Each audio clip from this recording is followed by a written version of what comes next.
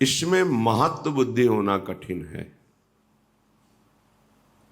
क्योंकि प्रगट में वर्तमान में मायाकृत बुद्धि और मायाकृत दृष्टि, ये माइक पदार्थों का महत्व तो जानती है, मानती है,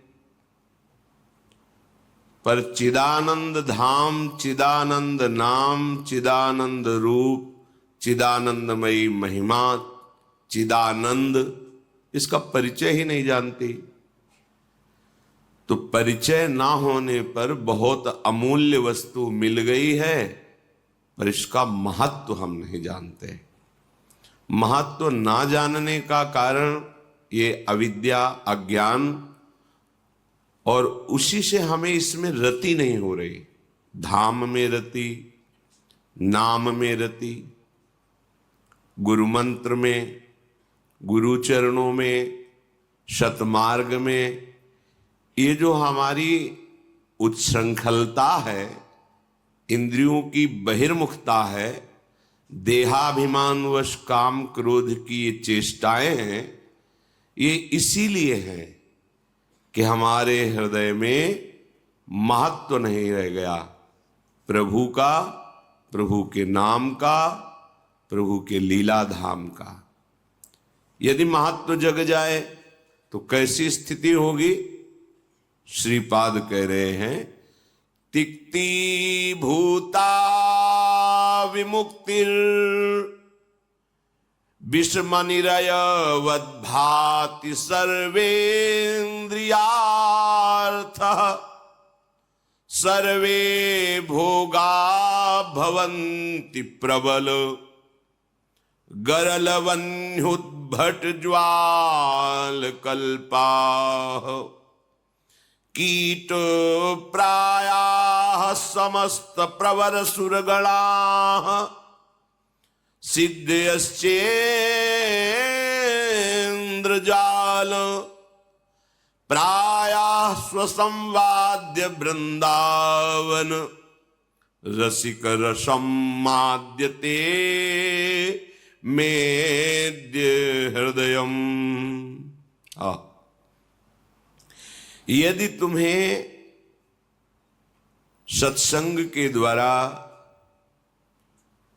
शास्त्र श्रवण के द्वारा ये महत्व जग जाए कि आपको मिला क्या है, तो आपकी बहुत ऊंची स्थिति हो जाए बिना किसी साधना के। क्योंकि हमारी दुर्गति, हमारी नीचता का कारण हमारी मान्यता है, हमारी महत्व बुद्धि है। हमने महत्व बुद्धि नीच विषयों में कर लिया है, नीच आचरणों के द्वारा सुख प्राप्त होगा ऐसा मान लिया है। नाशवान धन संपत्ति, शरीर, शरीर संबंधी भोग, शरीर संबंधी रिश्ते नाते, इनमें महत्व हो गया। नाम में महत्व, धाम में महत्व तो आपकी ही स्वीकृति से होगा। जबरदस्ती कोई आपके हृदय में इसका महत्व नहीं बैठा लेगा, क्योंकि जब तक आप भागवतिक महत्व को स्वीकार नहीं करेंगे तो नाशवान, समय को व्यर्थ नष्ट करने वाली चेष्टाएं, चिंतन, वार्ता, इसका आप त्याग नहीं कर पाएंगे, क्योंकि महत्व आपका वहीं बैठा हुआ है। हृदय से देखो, तुम्हारा महत्व नाम में है, तुम्हारा महत्व स्वरूप में है, तो फिर देहाभिमान किसका है? फिर उच्छृंखलता किसकी है? आज्ञा उल्लंघन किसके द्वारा हो रहा है? विषय सेवन कौन कर रहा है? विषय सेवन की चाह किसको है? क्योंकि शरीर का महत्व है, इसलिए देहाभिमान पुष्ट है। भोगों में सुख बुद्धि का महत्व है, इसलिए इंद्रियां बहिर्मुख विचर रही हैं। भगवत प्राप्ति ज्यादा कठिन नहीं है, आपकी मान्यता नहीं है ना। आपकी मान्यता है स्थूल, ये प्राकृतिक रचना की, इसी की वस्तुएं मिल जाए तो भगवान कृपा कर दिए। मान्यता, यदि तुम्हारे हृदय में वृंदावन रसिक रस की मान्यता हो जाए। रसिक रस कौन है? प्रिया प्रीतम। जय श्री हित हरिवंश रसिक रस जुवती, तूले मिल सखी प्राण अकोर। रसिक रस प्राय संस्वाद्य वृंदावन रसिक रसम माद्यते मेद्य हृदयम। यदि महत्व बुद्धि हो जाए तो वृंदावन में विराजमान जो रसिक रस स्वरूप हैं, श्री लाडलीजू और श्री लालजू, जय श्री हरिवंश रसिक नव रंग प्रिय, भ्रकुटी भाव हो तेरे खंजन लड़ाऊं। ये दोनों रसिक भी हैं और रस भी हैं। लालजू महाराज रसघन मोहन मूर्तिम और रसिक नव रंग पिय। और लाडलीजू को क्या कहना है? वो तो प्रीति रस का सार स्वरूप है। तो रसिक रस जुवती, तूले मिल सखी प्राण अकोर। तो वृंदावन का रस, वृंदावन के रसिक, रस के दाता श्री श्यामा श्याम है।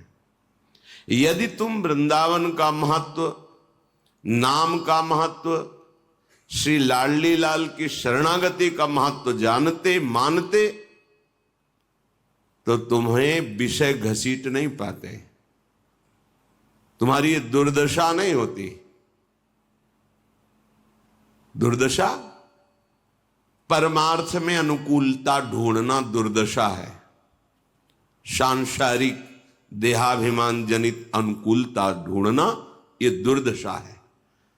जैसे नृपति पद पर, राजा पद पर विराजमान होकर के वो भीख मांगते डोल रहा है, उसकी दुर्दशा है। वो अपने पद को, अपनी महिमा को नहीं जान पा रहा। ऐसे क्षुद्र विषयों में अपनी तृष्णा को, कामना को, वासना को बुझाने के लिए प्रयासरत होना, मान सम्मान प्रिय लगना, ये ऐसे ही है जैसे एक नृपति भिखारी बन के डोल रहा है।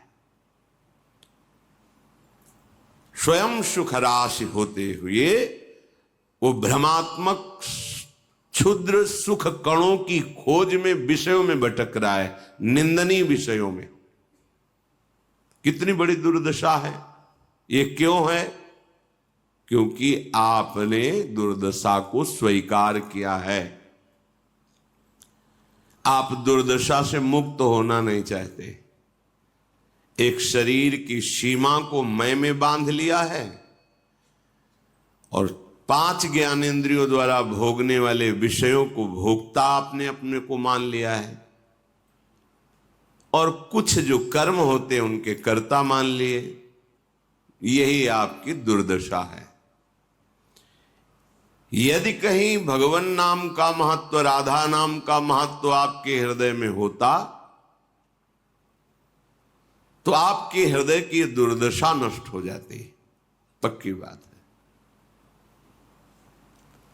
है। यहां तुम समझ रहे हो बड़ी चतुराई से हम विषय सेवन कर रहे हैं, और माया समझ रही फंसा लिया तो बड़ा चतुर बनता था ना। देख अब तेरी दुर्दशा में कैसे करती हूं। समय का इंतजार करो। पूरे अपने पंजे में फंसा भर ले माया, फिर अच्छे अच्छे को त्राहिमाम बुलवा देती है। पूरे पंजे में फंसाना, शब्द स्पर्श रूप रस गंध। जैसे पंजे में 5 अंगुलियां हैं, शब्द स्पर्श रूप रस गंध। किसी एक में फंसा लेगी तो पूरा पंजा वो अपना आपके अंतःकरण को अधीन कर लेगी। फिर वो जो मैसेज डालेगी, जो भेजेगी वही आएगा। जैसे कोई तुम्हारे लैपटॉप को हैक, हाँ, अब वो जो चाहेगा चलाएगा। तुम्हारा हृदय रूपी यंत्र माया जब अपने पंजे में ले लेगी, तुम्हारा अधिकार खत्म। अब तुम वही सोचोगे, वही करोगे, वही बोलोगे, वही देखोगे जो दिखवाएगी। और यदि कहीं माया मुक्त हृदय है तो फिर और कुछ नहीं दिखाई देगा। जो सत्य है वही दिखाई देगा। सत्य है एकमात्र सच्चिदानंद प्रभु। पर केवल बातें कह लेते हैं और बातें सुन लेते हैं, आचरण में बिल्कुल नहीं। पारस मनीष डिबिया में ही रखी और डिबिया लोहे की है, वो सोना नहीं बन पा रही। बोले बीच में रुई का अहंकार रूपी पर्दा लग गया, इसलिए रुई रूपी पर्दा अहंकार रूपी। सावधान, बहुत बड़ी वस्तु मिल गई है। यदि महत्व बुद्धि कर पाओ तो, इस पर महत्व बुद्धि नहीं होगी तो भोगों पे महत्व बुद्धि होगी, धाम छूट जाएगा, जीवन में नाम नहीं जप पाओगे। आप खिलवाड़ समझते हो राधा राधा बोलना? नहीं, ऐसा नहीं है। अपराध बन जाए, पाप बन जाए तो एक बार राधा नहीं बोल पाओगे, नहीं बोल पाओगे। ये तो कृपा की, अनुग्रह की वायु चल रही है, इसलिए राधा राधा राधा। तो महाप्रभु हरिवंश चंद्र जी कहते हैं, हरेश वृंदावनस्य, ये तो वृंदावन की कृपा है जो राधा राधा हृदय में स्फुरित हो रहा है। स्वयं महाप्रभु कह रहे हैं। महत्व बुद्धि, गुरु सेवा का बहुत बड़ा महत्व शास्त्रों में वर्णन किया गया है। इसमें समझते हैं हम पैर दबा देंगे, पैर छू लेंगे, कपड़ा धो देंगे, भोजन पवा दिया, जूठे पात्र मार्जन कर दिया, हम बहुत बड़ा कार्य कर लिया। मानते हैं बहुत बड़ा कार्य हो गया, लेकिन ये सब शून्य के अंतर्गत होगा। अंक नहीं किया आपने, अंक के बाद शून्य 10 गुना फल देता है। अंक हटा के शून्य, शून्य ही रहेगा, कोई फल नहीं। अध्यात्म मार्ग की बात कह रहा हूं। अंक है उनके वचन, अगर उनके वचन पे नहीं चल रहे तो तुम रोज पैर धो के पियो, पैर दाबो, जूठन खाओ, इसको अन्यथा मत लेना। प्रमाण युक्त बात कह रहा हूं, प्रमाण युक्त। जिनकी एक बार जूठन जिह्वा में गई तो रोमांच होकर अश्रु आ जाता है, उन महापुरुषों की जूठन की बात कह रहा हूं। उनके वचनों को रौंद दिया तो कोई भी प्रभाव, ना चरण धोने का, ना जूठन पाने का, और ना उनके समीप रहकर उनकी सेवा करने का कोई भी प्रभाव उस हृदय में नहीं पड़ता। प्रमाण युक्त बात कह रहा हूं। और उनके वचन पर चल रहे हो तो जो जूठन से, चरण अमृत से, चरणामृत से, चरण रज से जो बात बनती है वो 10 गुना हो जाती है। अंक लग गया ना, अब शून्य लगाओ, 10 गुना बढ़ता चले। 1 शून्य 10, 1 शून्य वो 10 गुना बढ़ गया 100, फिर 1 शून्य 1000, बढ़ता चला जाएगा। आप उनकी आज्ञा में रहकर उनकी चरण सेवा करते हैं, 10 गुना बढ़ता चला जाएगा। आप उनकी आज्ञा को उल्लंघन करते तो 0 0 0। दिमाग में बैठा लो, अवसर है, सुनने को मिल रहा है और चलने को मिल रहा है, चलने को पावर मिल रहा है। इसे खिलवाड़ मत समझो कि केवल प्रवचन ही है। कुछ माया का प्रभाव ऐसा होता है, जब सामने वस्तु होती तब महत्व तो नहीं होता, और जब वस्तु नहीं होती तब जीवनी पढ़ते हैं। अच्छा ऐसे, अरे हम तो जान ही नहीं पाए। माया का ऐसा प्रभाव होता है, सामने समझने नहीं देती।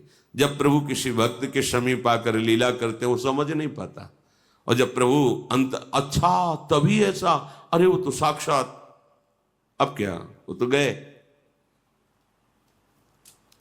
सब व्यर्थ की बातें हैं, व्यर्थ की।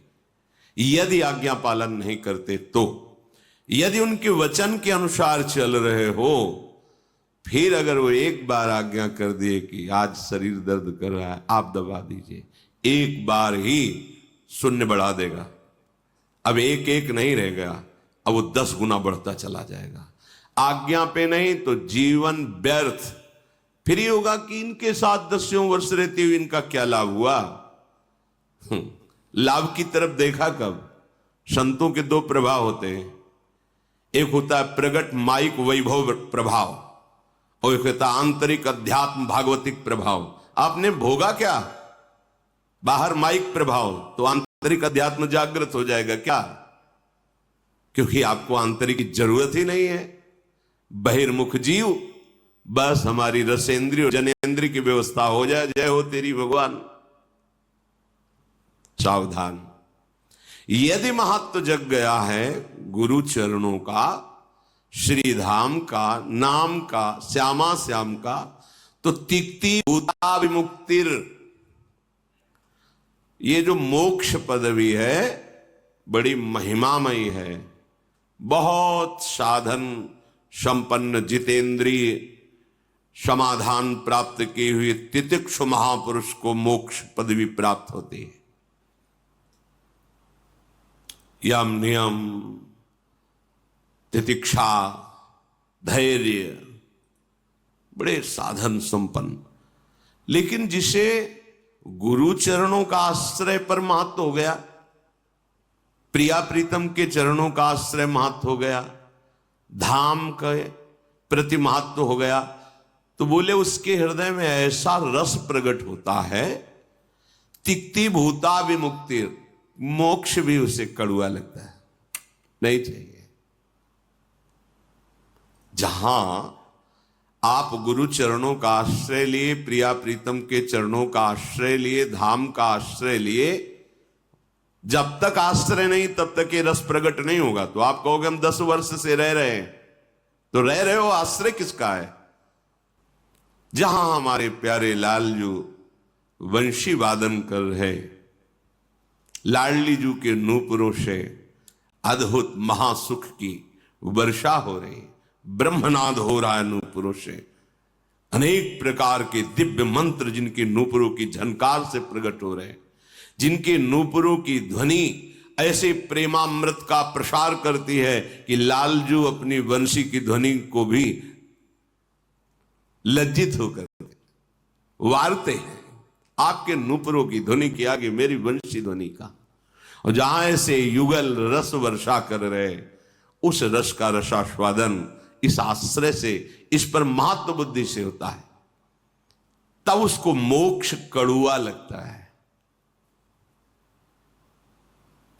देखो महाप्रभु हरिवंश चंद्र जी कह रहे हैं, विभेम कैवल्यता, मुझे मोक्ष नहीं, मोक्ष से तो मुझे भय लगता है। नहीं, श्री रूप गोस्वामी जी कहते हैं, भुक्ति मुक्ति पिशाच नहीं, यावत, जब तक तुम्हारे हृदय में भोग मोक्ष की पिशाच वासना है, तब तक तुम प्रियालाल के प्रेम को कहो। विषम निरय वदभात सर्वेंद्रियार्थः, समस्त इंद्रियों के विषय निरय कहते हैं नरक को, नरक के समान लगेंगे। जैसे नरक की आप दंड वृत्तियों को सुनिए, श्रीमद् भागवत के 5वें स्कंद में वर्णन है पीछे की तरफ, आप भयभीत हो जाएंगे कि इतनी चेष्टा का इतना बड़ा दंड मिलता है। ये विषय क्या है? महाप्रभु हरिवंश चंद्र जी, अलम विषय वार्तया नरक कोटि बीभत्सया, ये बड़े बीभत्स हैं विषय भोग, ये तो करोड़ों नरकों के समान गंदे हैं। नहीं, कब? जब ये वृंदावन रसिक शेखर युगल सरकार के चरणारविंद का रस प्राप्त होता है, तब मोक्ष कड़ुआ लगने लगता है और इंद्रियों के विषय नरक जैसे लगने लगते हैं। और जितने लोकांतर में सुंदर सुंदर अन्य इंद्रियों के भोग हैं, सर्वे भोगा भवंति प्रबल गरल, ये सब गरल कहते हैं विष, ये विष के समान लगते हैं जितने भी। और